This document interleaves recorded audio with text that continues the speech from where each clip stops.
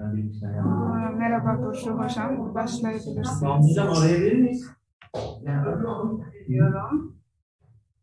Sesin tam gelmiyor. Benim mi? Geliyor mu sesim? Tamam, şimdi duydum. Tamam, teşekkür ediyorum. Başlıyoruz o zaman. Tamam. Teşekkürler. Good afternoon everyone. Kusura bakma Burcu Hocam, kamera açabilir misiniz? Açarım tabii, ekran şeydi. Az önce izin verilmiyordu, o yüzden. Başlatıyorum şu an. Recording in progress. Hem de neyse, tamam. Okay.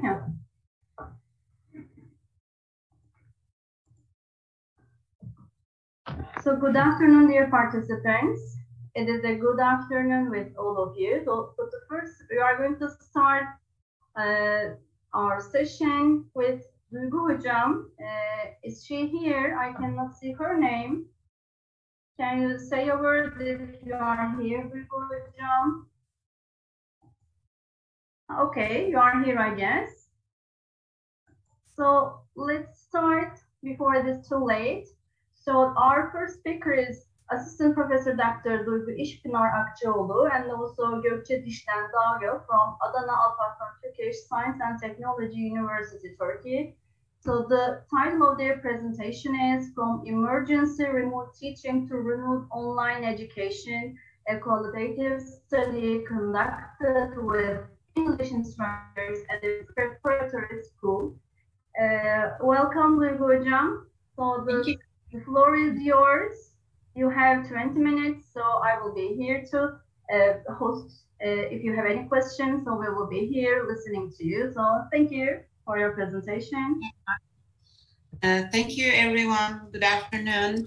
I'd like to start by thanking the organizing committee for this event. It's wonderful to be with all of you here. Let me introduce myself very briefly. I'm an assistant professor at Adana Alparslan Turkish Science and Technology University.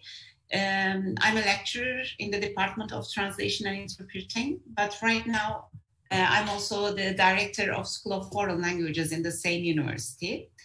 And my friend, dear assistant professor Gökçe Dişlen Dağgil, she is also a dear colleague in the Translation and Interpreting Studies department. So today we are here to share our study results with you. But before starting, we need to share the screen. If the host let us, please, for the permission. I gave the permission. You can share your screen. Oops, I'm sorry. Let me. Okay. Okay. Yeah. Great. All right. So before starting, I would like to say that this study is the extension of a previous study we conducted last year. When we started the distance learning process, all of a sudden, unexpectedly, like many people all around the world, we collected data at the end of the last semester and saw that both teachers and students, also, of course, the administrators, had serious problems because of the unexpected shift in this mood of, let's say, delivery of the instruction. So when 2020 started in September with more structured, let's say, decisions, we spent one term and we collected this data actually in January 2021 to see what changed in the experiences of teachers, different or same with the previous experience in the unexpected conditions. And like many schools, we started fully online in September. And this data, this study collected data from teachers' experiences in a School of Foreign Languages.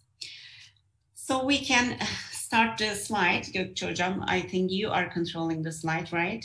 Mm-hmm. Okay, so that's why the title of the study is From Emergency Remote Teaching to Remote Online Education, because these two experiences were different from each other. From the very beginning, you accept that you are starting fully online in 2020, but in the previous year, it was a sudden shift. So if we summarize the things we found in the previous year, we can say that, teachers and students said, better than nothing, but far from the ideal. This was the summary of the things we found. So they said, it's good to be together with our teachers and students, but the conditions we are in is far from the ideal.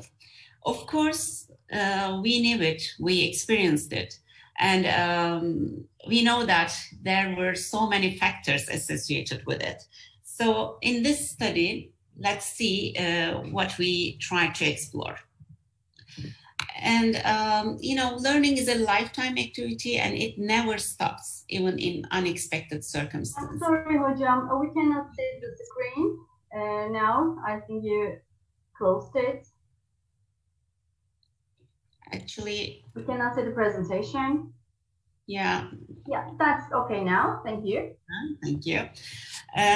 Well, learning is a lifetime activity and it never stops, I said. And last year in March and April, as we all experienced, there was a big question about how to continue learning and education in all schools all around the world.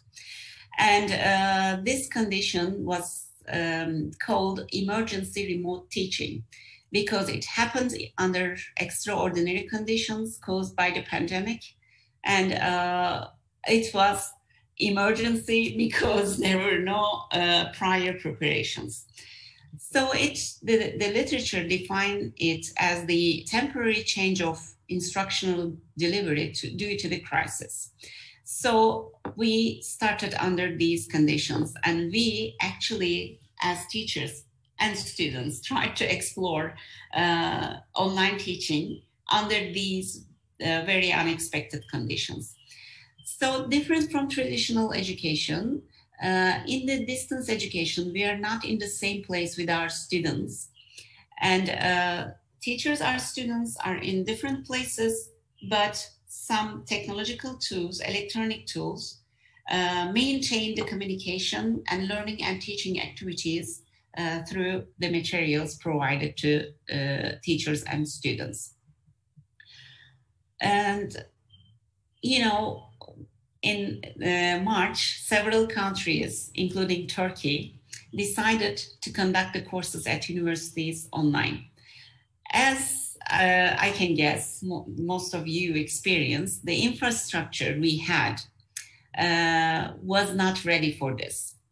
And there were some unique characteristics of the departments, and actually School of Foreign Languages had a completely different condition in terms of interactive courses. When we started first as the emergency learning situation, we had a platform provided by the university. The platform was good. It's an LMS learning management system tool. It's good for departmental courses, which requires no interactions, let's say, but it was not good enough for School of Foreign Languages. And we couldn't ask the students, to participate regularly as we expect them in face-to-face classes.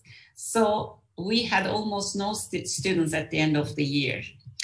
And assessments had real problems because we were not familiar with the systems and the students did not have necessary equipment, so we couldn't assess the real performance and progress of the students.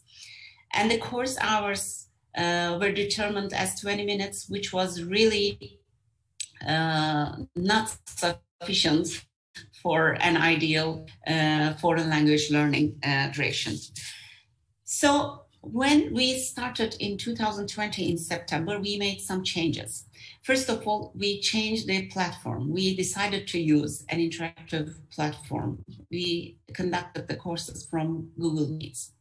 And we increased the lesson hours, and we set the assessment criteria more clearly, and we asked the students to participate the lessons regularly.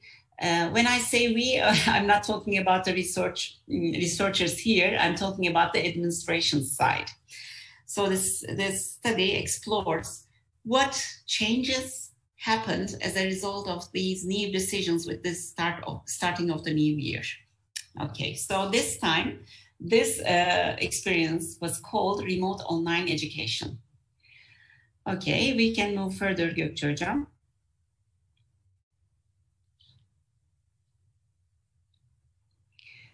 Okay, all the courses were delivered online, fully online, and first of all, we utilized a phenomenological design. In this design, we are trying to seek reality from individuals' narratives, from their experiences and feelings. So this design provides us with in-depth exploration of any issue. And of course, this can be done through qualitative research designs. And the participants were 27 English language instructors. I must include that 9 of them were foreign teachers.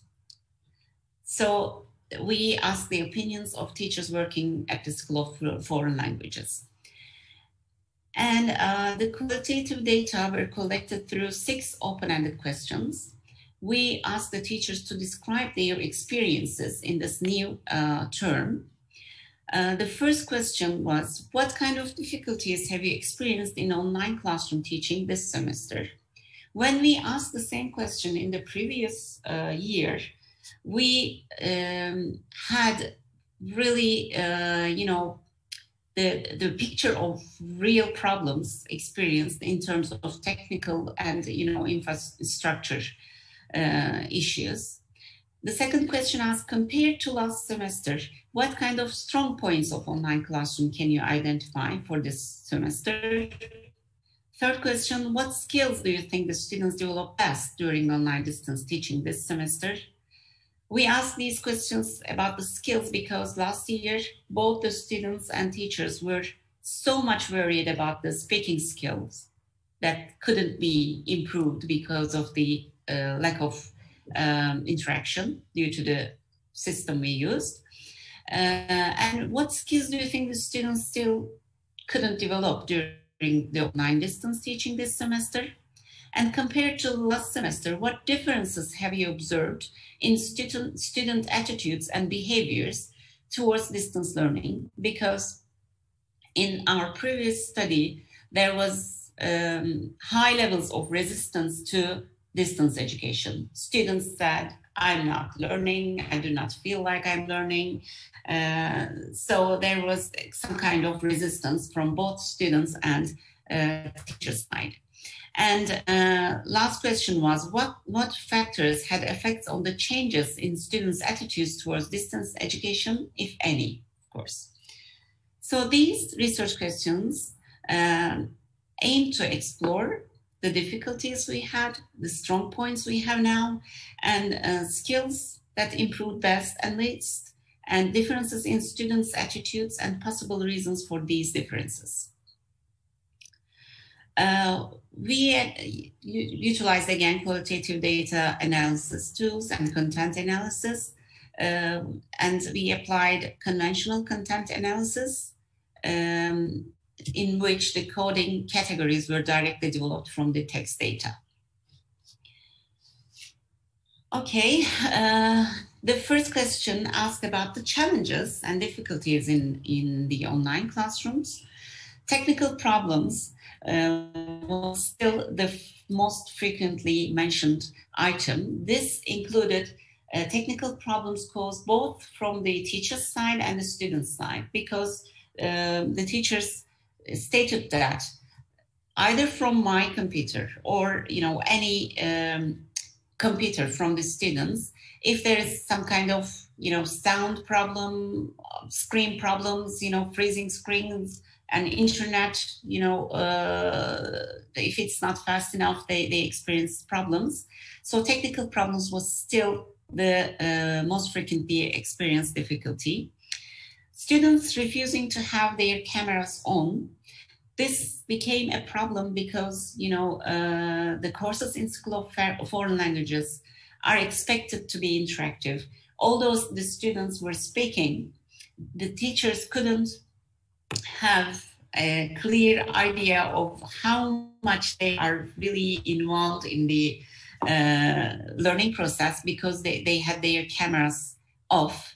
And lack of participation, like in the previous year, it's one of the problems. Some students did not participate regularly. And time constraints, although we increased the course hours, it seems that there are still some problems about pacing, let's say. And low attendance levels and students' lack of necessary equipment were the major problems experienced by the teachers. The next question asked, what changes did you observe when you compared with the previous semester? And the top mentioned item was using a different, more interactive platform was the strongest point we had. This was mentioned by most of the teachers. And of course, due to this change in the platform, there were more interaction and also assigning students with, the homework. We used Google Classroom and more organized, let's say, websites. And this was also an advantage. And increased readiness for online classrooms, higher participation rates. You may think that in the problems, they said low participation, but when you compare it with the previous term, teachers think that there's higher participation and attendance rate because it's one of the assessment criteria set at the very beginning of the year. This time, we could say, we could tell the students that we wanted their participation.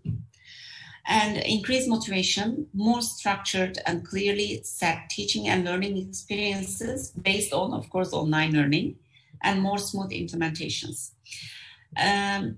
So we asked. I'm sorry to interrupt, but there are 2 minutes left. Can you please wrap up? Sorry for it. Oh, really? Sure. So sorry. Okay. Okay. So let me move this part very quickly. Teachers thought that not only the language skills, but also autonomy, time management and computer skills developed. Okay. And the least developed skills was still the teachers were worried about the speaking, communication, and collaboration skills of students due to all these constraints. And things were different in terms of students' attitudes and behaviors because they are more motivated to learn. Higher participation rates and assessment criteria helped them. And teachers said both we as teachers and students were ready in terms of equipment and motivation, let's say. These factors, of course, the experience gained in the process and getting used to the new conditions, not fighting with the reality of online education were some of the factors that affected. Of course, assessment also important. And the results indicated differences between the two teaching experiences with changed attitudes and conditions of all the stakeholders, students, instructors, and administration. Of course, this increased readiness was resulted from the use of a more interactive platform and a higher autonomy. These were the positive sides. But of course, teachers thought that speaking skills, communicative skills, and collaboration couldn't be developed enough. So new decisions could be, of course, face-to-face education. I mean, online education cannot replace face-to-face learning, but it could be improved under these conditions.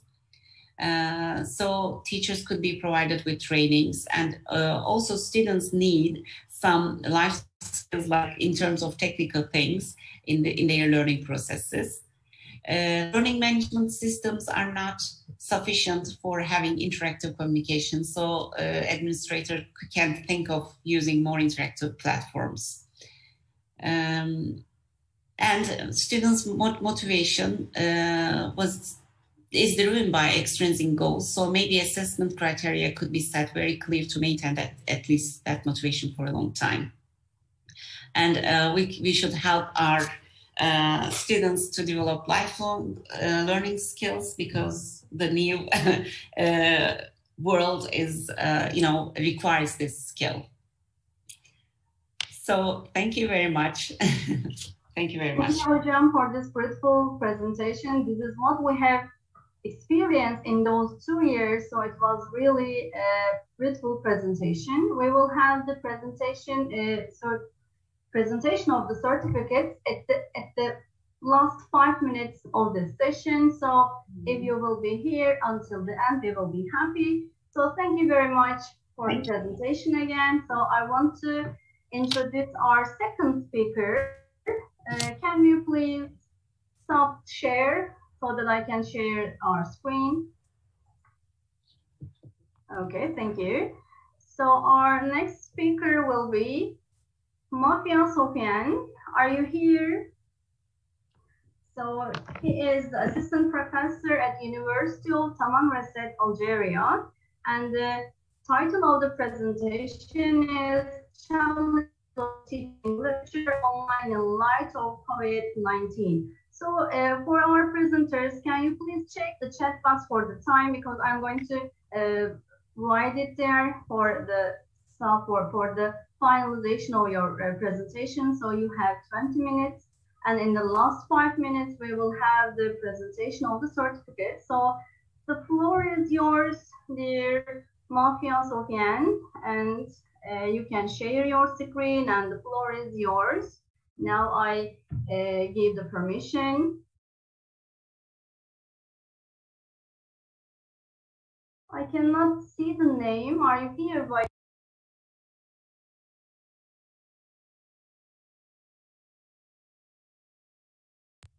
Burcu hocam sizin kapandı. Yeah, I cannot see the name here. Can the user be our speaker, our presenter? I cannot see him here. Meysem hocam vardı. I'm sorry? Meysem hocam. Yes. Meysem, yeah. Meysem hocam. Yes. Is it the third speaker, by the way? Let me see. Yeah, I'm the first. Yeah, so let's start with Meysem hocam. So, and then if Sofian will be here, we are going to let him present his presentation. So this is now our third speaker. She is the researcher from University of People, Syria, and the title of the presentation is Teaching Language Skills, Writing, Reading, Speaking, Listening Online, which is a really important and interesting topic. So the stage is yours. Thank you, and I'm going to share the time from the chat box. So you have 20 minutes, so the floor is yours. Thank you. Thank you so much. So you can share your screen. Yeah. I stop it. Thank you so much. Yeah, okay. Okay, I'll start sharing my presentation.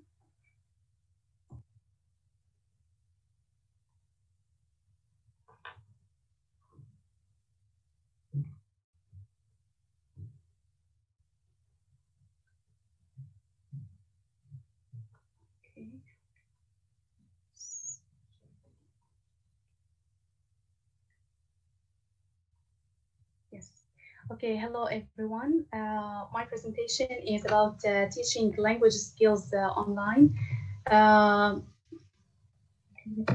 Yes. Now, the main purpose of teaching a language is helping students to communicate. When students communicate, they use both receptive and productive skills. And this is our mission when we teach our students, is to involve receptive and productive skills to help students in their listening. when we do so, students will be more interested, they will be more involved in the learning because they will find, or what they will find inside the classroom resembles what they find outside the classroom. This is what we call communicative language teaching, which emphasizes all of the 4 skills and which provides meaningful learning. Now, if we notice, most of the problems of online education are related to communication. Lack of communication leads to lack of motivation, leads to lack of interaction, and of course, social isolation. Even the solutions that are suggested, the solutions that Duan has suggested to these problems are also related to communication, like interactive lessons, collaborative learning, and also they are related to integrating the skills like the project-based learning approach and the group-based learning approach. So let's start with the first skill, which is listening, which is a passive skill. Now, when I say it's a passive skill, it means students only receive, they do not produce, they are not productive. This is why I need another skill to support this passive skill and help students interact and provide feedback, maybe participate in debating as well. But at the same time, passive listening is also helpful in asynchronous learning, as teachers can help struggling students by sending them recordings, sending them maybe videos. Those students can pause the video or the recording whenever they want. They can repeat it as many times as they want. They can also look up the meaning of a word in the dictionary. So the way to teach passive listening is only through asynchronous learning. Leave synchronous learning only for active listening. Now, we said that listening is passive. How can we make it active? Simply by involving another skill that helps students become active listeners. Sorry. Yes, now to do this, we have to talk first about speaking skill, which is an active skill or which is a productive skill. And we'll talk about how we can use this skill or integrate it with listening in order to provide students with meaningful or authentic activities. The first thing that we can do is inviting guests to our online sessions. We can invite social media stars, we can invite authors, we can invite company owners, we can invite anyone who we cannot invite in our real classrooms. And this is a privilege for online teaching. And when we do so, when we invite those guests, students will become more motivated to practice listening and practice speaking with those guests, because they know that we are talking to real people and discussing real issues. Even presentations can be collaborative. We can divide students and send them to breakout rooms to practice their presentations and to receive feedback from their peers using this checklist that I can also send to students when they are preparing for their presentations. Also, I can use TV shows, videos, series, or movies. They are also fun and very helpful in practicing listening and speaking, whether I use the TV behind me in my room or whether I use a video on screen. I can pause the video and students can talk about their opinions about what has been said. Storytelling is very important, and the importance of storytelling lies in that our life is all about telling stories. When we go to the doctor, we tell a story. When we communicate with our friends, when we communicate with our family members, so everything is about telling stories. This is why storytelling provides authentic it is an authentic activity, and it also helps students in learning from one another's experiences and one another's thoughts. We can also utilize podcasts by asking our students to create their own podcasts or listen to their friends' podcasts. Anchor.fm is a great tool. It is a podcast that allows students to create a collaborative podcast. It connects two students, and those two students can they could interview one another. They could create one podcast collaboratively. And the last tool is Flipgrid. I post a question on this platform. The students read the question and respond to it by recording a video of themselves talking about the topic or answering the question and pasting it in this platform. Now the videos are shown. The students can see all of the videos. Now, how can I make this interactive? I can tell the students that they have to write feedback to at least 3 students. So in this way, learning is collaborative. They practice both listening and speaking at the same time. Now let's move to the third skill, which is reading, which is also a passive skill. Passive, which means we said that students only receive, they do not produce. The more students read, the better they become in writing and in reading, and in writing. Because when they read to great authors, they can learn from their styles. How can I make my students read online? I can send them assignments, send them digital materials, links to websites, to articles. I can also send them tasks that require reading. For example, tasks that require them to read many articles in order to find the answer to this question. Now, teaching reading synchronously is just like teaching listening synchronously. Both skills are passive, so both skills need support, need to be active, or need active materials. There are 2 strategies that I can implement in reading in order to make it active. The first one is flipped classroom. Just as I use flipped classroom in face-to-face learning, I can send students a topic to research, to prepare materials, to prepare a presentation about. And when the students meet online, I can send them to breakout rooms so that they can compare their findings, they can organize their findings, and then the students can teach the teacher. The importance of this strategy lies in that it is purely learner-centered. The student is the one who prepares, the student is the one who researches, and the student is the one who teaches. And as we all know, teaching is the most effective way of learning. Now, Mentimeter.com is a great tool for creating interactive presentations, which is a privilege for online teaching. In face-to-face learning, we cannot use these interactive presentations. So this presentation is helpful as it keeps students or keeps the audience attracted and involved.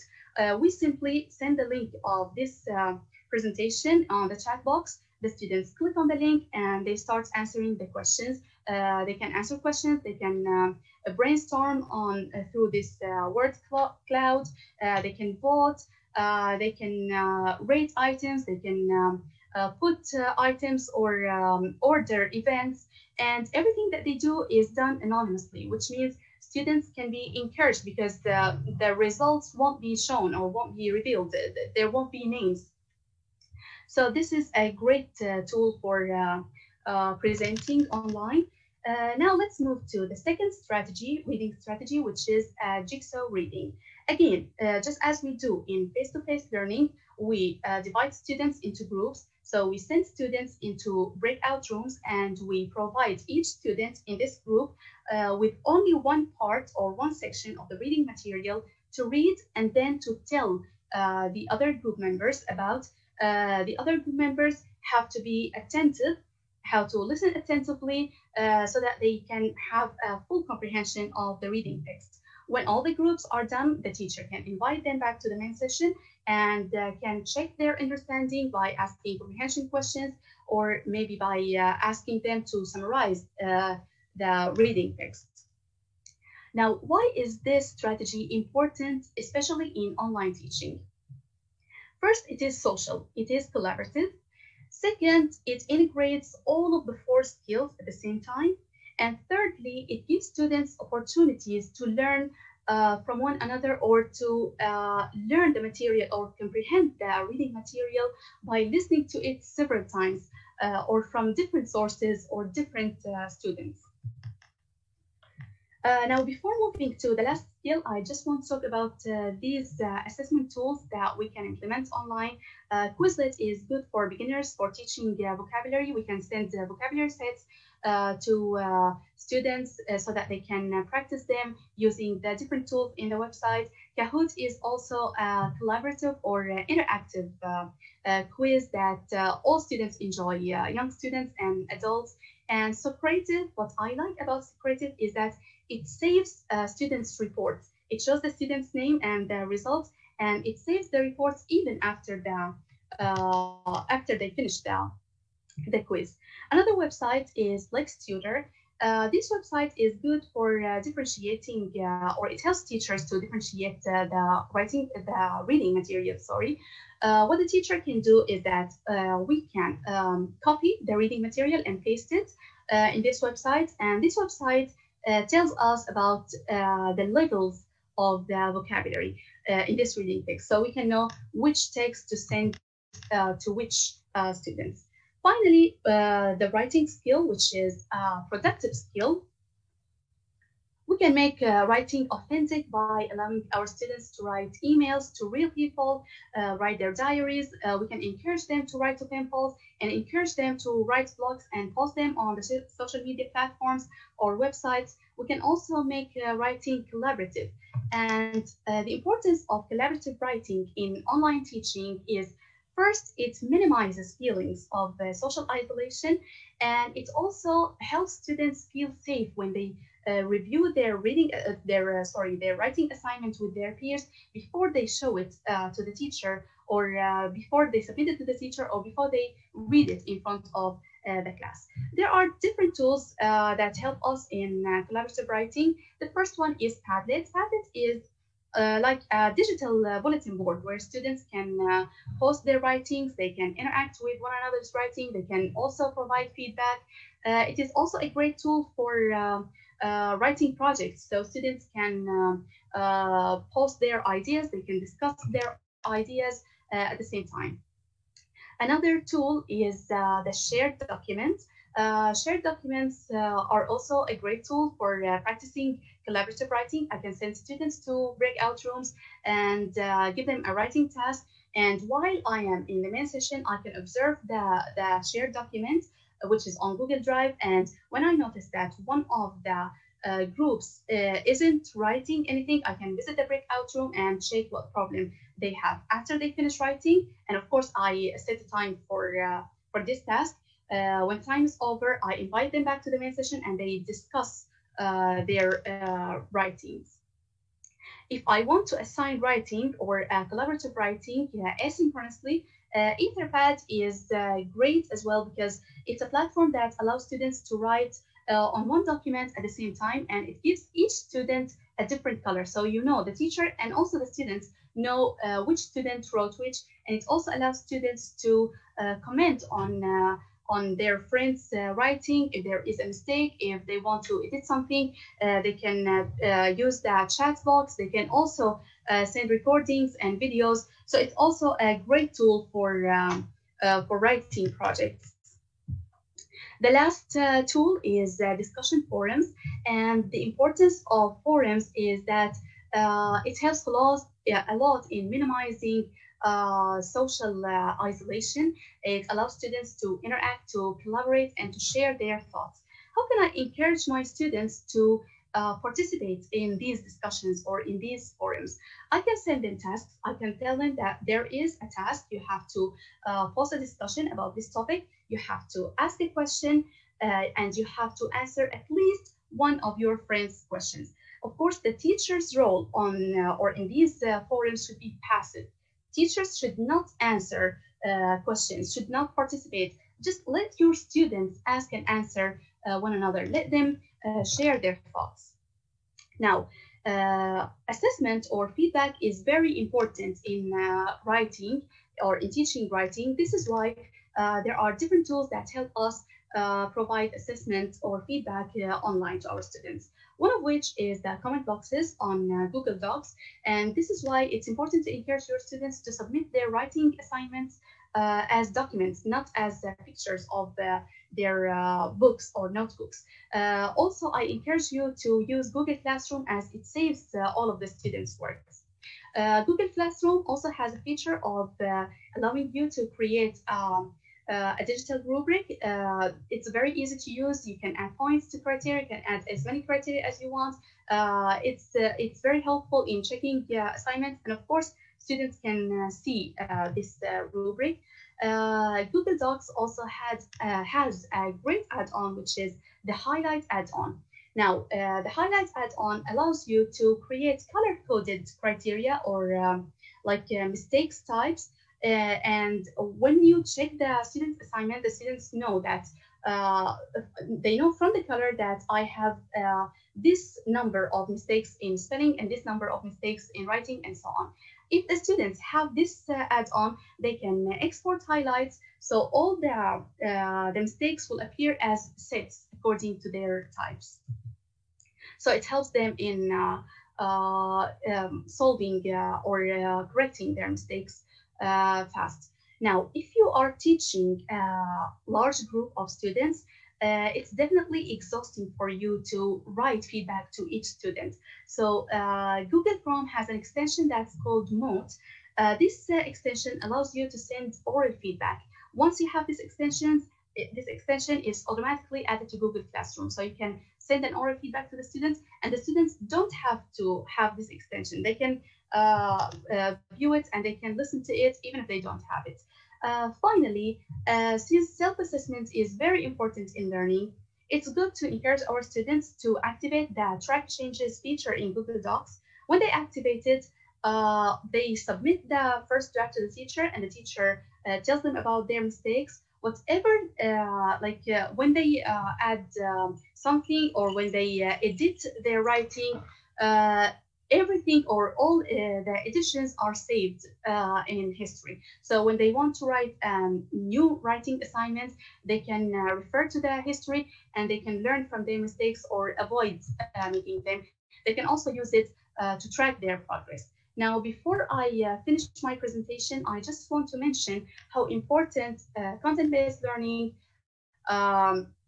task-based learning, and project-based learning are in the online setting, because they help teachers provide collaborative learning. They help students practice the 4 skills at the same time. And to end this presentation, I just want to say we can view these circumstances as a chance for moving teaching from being teacher-centered to being learner-centered. It's a chance to use technology and to learn technology, which rules our work today. Here are some useful resources if you would like to take screenshots. Thank you so much for listening, and the presentation is done. Thank you so much. Thank you very much, Hocam. It is really fruitful because you mentioned a lot of tools for the students and for the teachers as well. So thank you very much. We have plenty of time for a quiz session. If you have any questions, you can raise your hand or you can write in the chat box. By the way, since we don't have one presenter now, we have some time for the questions. So Duygu Hocam, if you have any questions to Duygu Hocam, you can also maybe write it from the chat box, or you can also ask it to her if she is also with us. So do you have any questions? If you want to ask a question, you can raise your hand or you can write it in the chat box. We have 2 or 3 minutes for the question and answer.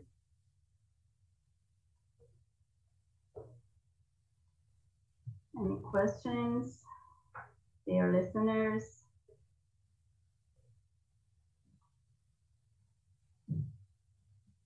By the way, since we have this pandemic era for 2 years, we really realized that we need these online tools. We need to be some, in a way, digital learners, digital natives. So this kind of tools are really helpful especially for the language teachers to use in their classrooms, because we need communication. We need our students to be alert all the time, to share their experiences, and to foster all these skills. So really, it was a very beneficial presentation. Thank you, dear Hocam. So if you don't have any question, we can move on to our last speaker. Let me open the screen first. Samira Hasanova. I'm sorry. Efendim, ya? Samira. Ya, Samira? Samira hocam. Evet. Okay, yeah. So we have three presenters here, but I think Samira hocam is going to present. So she is Associate Professor Doctor from Odlar Yurdu, Azerbaijan University, and the title of their presentation is Quality Levels in Electronic Distance Learning, so which is also a very important issue in language learning. So the stage is yours, Samira hocam. So we have 20 minutes and with the question and answer part. So thank you very much for your presentation. The floor is yours. Okay. First of all, I would like to greet everyone, all participants of this conference. And I would like to mention that I'm from Azerbaijan. I represent Uluslararası University. We are three co-authors. And let me share my presentation with you. Just a minute. Can you see it on your screen? Yes, we can. Okay. We are three authors. One of them is Assistant Professor Lena Silva. The other one is me, Samira Hasanova. I am head teacher at Uluslararası University. And the next one is Fidan Nariva. The title of my presentation is Quality Levels in Electronic Distance Learning, and it refers to teaching online lessons during pandemics, to teaching and organization of online lessons during pandemics. And you know that nowadays, taking into consideration recent situation, online lessons are very essential for education. And this research is devoted to problems and solutions of distance learning. And the main purpose of this research is to analyze the problems that prevent students from studying better in distance education and also to provide their solutions. Computer technology and distance learning together have given a lot in the field of education, and the essence of distance learning is that students can receive the necessary knowledge in their professional fields using internet technologies.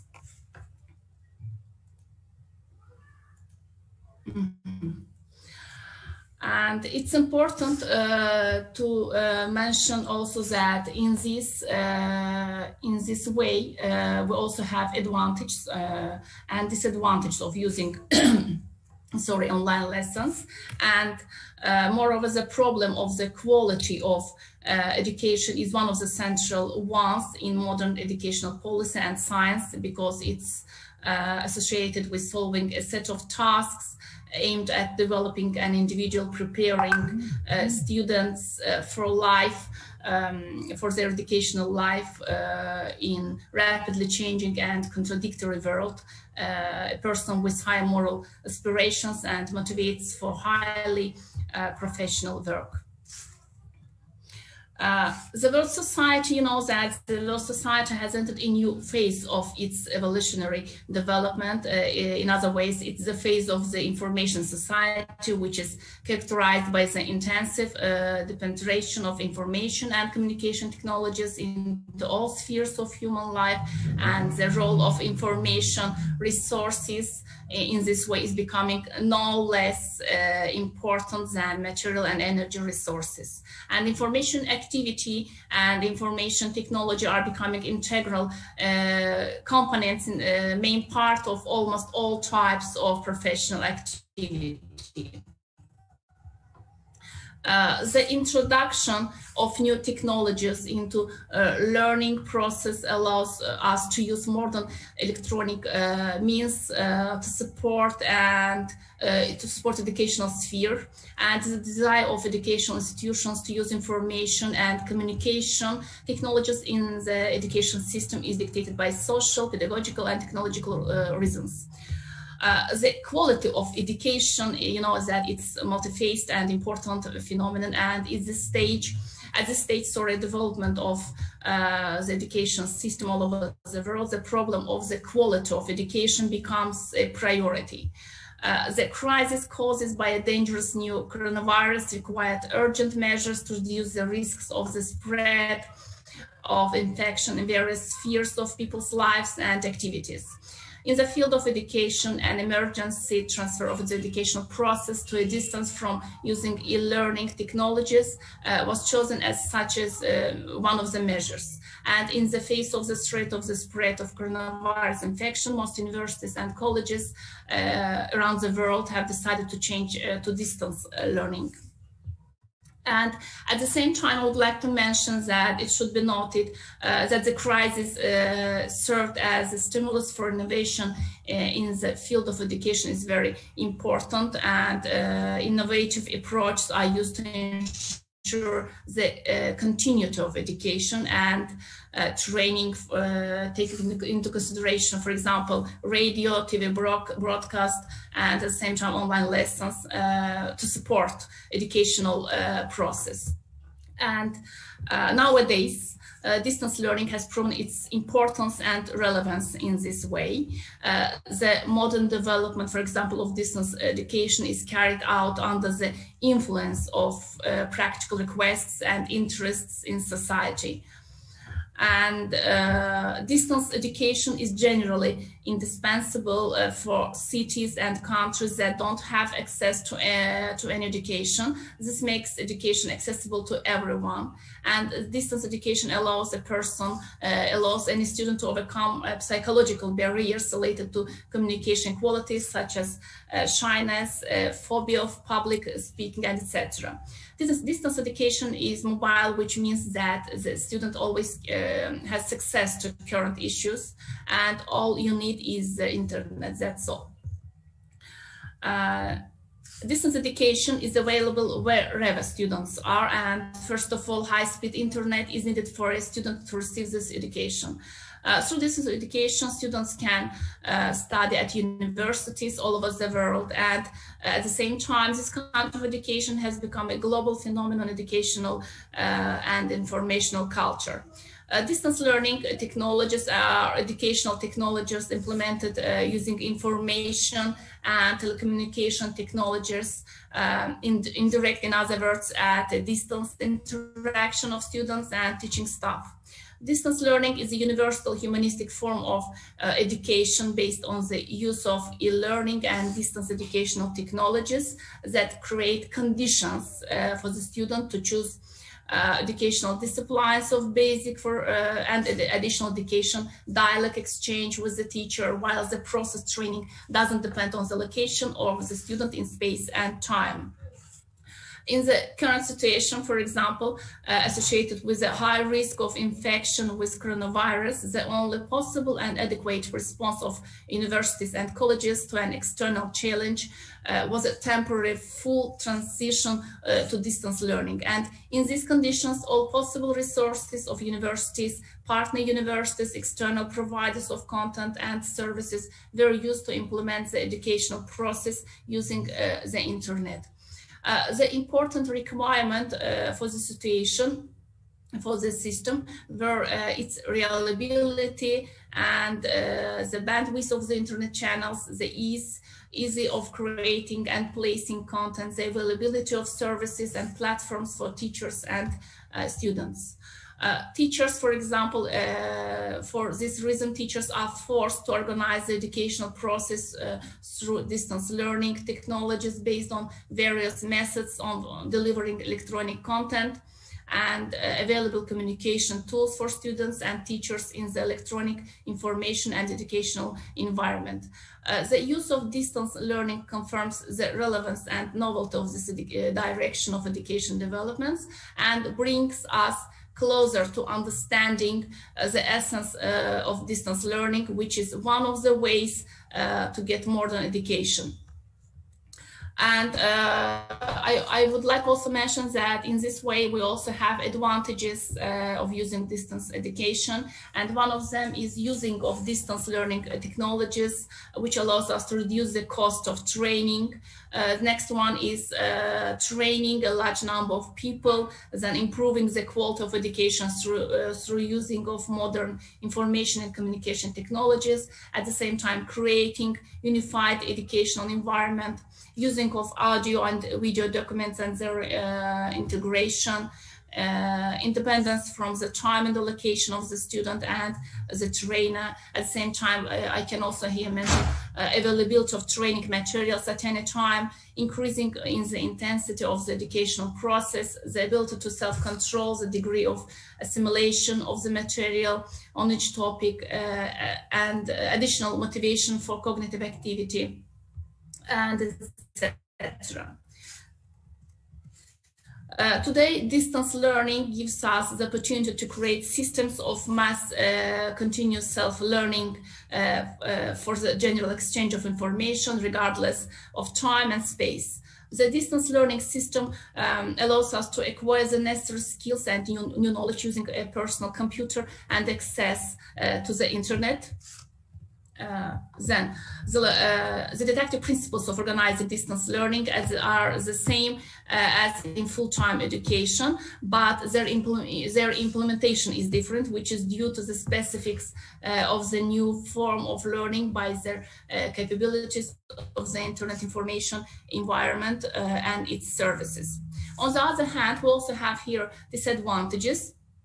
One of them is that in order to implement educational programs using exclusively e-learning distance education technologies in an organization carrying out education activities should be created for the functioning of the electronic information and educational environment, which includes electronic information resources, a set of information technologies, telecommunication, educational programs, and etc. Another equally important problem, I think it's personal problem, because it's not enough to provide a teacher with a computer, with high-speed internet and electronic device, textbook, and etc. But it's also necessary to teach the teacher how to use all these wells, all this equipment, to provide this teacher with modern methodological development, and etc.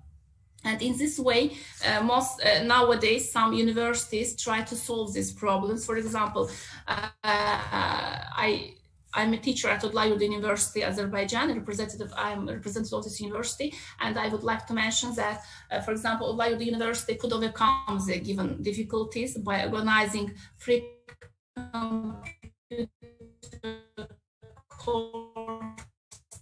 for it's completely ready for distance education. Moreover, it's important to mention that our university is also has also necessary equipment for this reason. And here you can see pictures of our online lessons.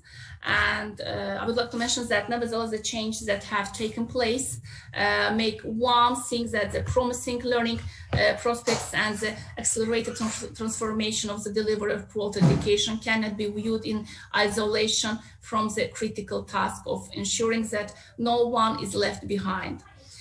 This applies to students, to children, to youth suffering from a lack of resources or an enabling environment for access to learning.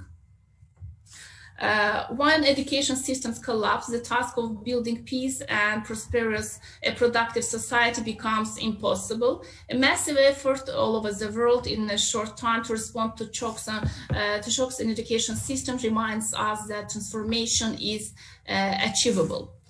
And in conclusion, I would like to add that consequently, distance learning can satisfy the needs of society and form a personality that can be successfully realized in its introduction. At the same time, the introduction of distance components into the educational process into the educational process, and it can help us to improve the quality of training for taking into consideration the individual characteristics of students, personalization of the educational process. It means teaching students on an individual schedule that can quickly change in accordance with their current employment and the rate of information perception.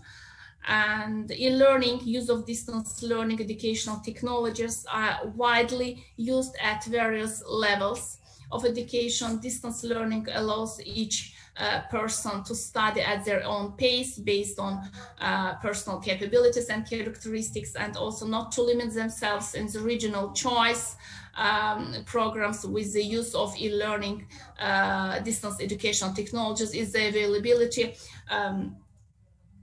to electronic information resources. That's all. And at last, sorry. Here at last you are given, here you can see references of this article. And I would like also to add that I thank you about Bartın University for this conference. It's a very good opportunity for us to share our information, to share our opinions with other representatives. Thank you. That's all. Thank you very much, Hocam. Yeah, this opportunity to share and to get the idea of how we can improve our teaching and learning environment in foreign language during the pandemic. So these 2 days were really very beneficial and fruitful for all of us. And thank you for your presentation, for your nice, fruitful, beneficial presentation. So dear listeners, do you have any questions? So we have some more minutes for your questions. You can type in the chat box, or you can raise your hand and open your microphone and ask it directly. Yeah, we have one question. Yes, please, Azuddin Ruhazi. You can write it, or you can just directly ask your question by opening your microphone. Yeah, please. Hello. Yeah. Hello. Thank you, Samira Hassanova. Thank you so much for your interesting presentation. I would like also to thank Bartın University. My quick question, and very quick and short question. I would like her to ask you about the increasing using of artificial intelligence applications, tools and techniques, and other many applications, such as, for instance, retrieval information and other cognitive activities. How can the increasing using of this artificial intelligence applications can improve, can optimize distance learning of different languages, such Arabic language, for instance? Thank you very much. Okay, thank you for your question. By the way, nowadays, yes, you are right that in teaching, in online teaching, it's very important to use additional material. At the same time, you have mentioned artificial, can you repeat it? Cognitive activities. Yes, exactly. Do you mean, do you mean here presentations, slides? Yes, exactly. Yes, your presentation slides. I think, for example, to my mind, that everything depends on teacher. It's teachers' own choice to use cognitive materials, for example, slides, presentations, maybe videos, audio material, and etc. And it depends. First, it depends on choice of teacher, and second, depends on equipment. If you have these possibilities, this opportunity to do, and that's all. For example, in my lessons, I use such kind of material, such kind of additional material, and I think it's very interesting for students. Yes. I have no, by the way, I have no idea about Arabic language because I don't know this language. Not only Arabic language, but also French, for instance, Russian. I can mention, Turkish. for example, I know Russian, English languages. You know that Azerbaijani and Turkish, I think they are my native languages. That's why I don't mention these languages. But as foreign languages, I know Russian and English languages. In this way, I also teach Russian and English languages. And in this way, I also use additional material. And that's all. Thank you very much. Thank you. Thank you, sir. Thank you. Thank you. So any other question? So by the way, I think according to your question, I think the next step will be, this artificial intelligence for language learning. So maybe, they won't take our place, but this artificial intelligence will be very important and useful in learning and teaching languages. So now you know that there are some tools that we use to learn a language. There are a lot of applications, etc. So since now everything is going to be digital and digitalized, so in the upcoming years, why not we can have these digital tools and also these artificial intelligences to teach languages. So maybe they won't be as as effective as teachers, but if we have to go online, so they will be very helpful for our teaching environment. So now, unfortunately, we are really having difficult times, and I hope that everything will become better in the near future. So the teachers will take part lively in our classes as well. I hope so. If not, if we cannot, so maybe we can share our classrooms with some kind of artificial intelligences. Maybe they can be a robot, or maybe they can be some other applications. So we will see. Thank you. Any other question? Dear participants. Yeah, Hocam, I think, are you going to say something? Okay, and now we will show you the certificate of the participation. Thank you very much, our dear presenters, for their fruitful, nice presentations. Thank you too, Sayın Hocam. This is my certificate. So first of all, thank you very much for it.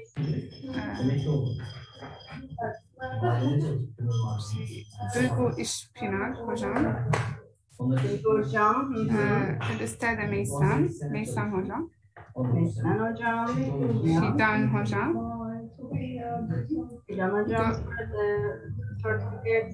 Evet. Hem de Gökçe hocam. Samira. Samira hocam. And finally, Umiye hocam. So they are going to be sent to all our presenters. So thank you very much for your fruitful, beneficial presentations. So this is end of our session, but you can open the camera to take a group picture. Yeah, okay, yeah. If you can, everyone, can you please open your cameras?